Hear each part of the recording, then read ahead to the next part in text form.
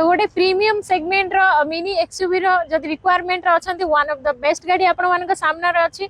तो गाड़ी टी रही जाउची मारुति सुजुकी रो इग्निस रो जेटा जोटा कि सेकंड टॉप मॉडल रहउची। गाड़ी कंडीशन पूरा बढ़िया अछि। गोटे थरा हम इंटीरियर गाड़ी रो देखि दबा।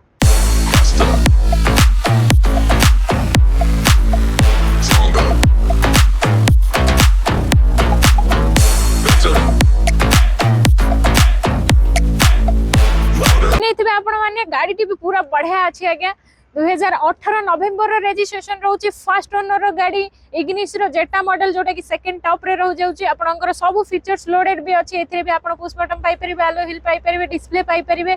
बहुत ही बढ़िया कंडीशन रे अच्छी आ बहुत ही कम किलोमीटर रनिंग अच्छी जोटा कि आपनको पूरा कंफर्ट दबो आ फ्यूल एफिशिएंसी भी बहुत ही बढ़िया पाई परिबे।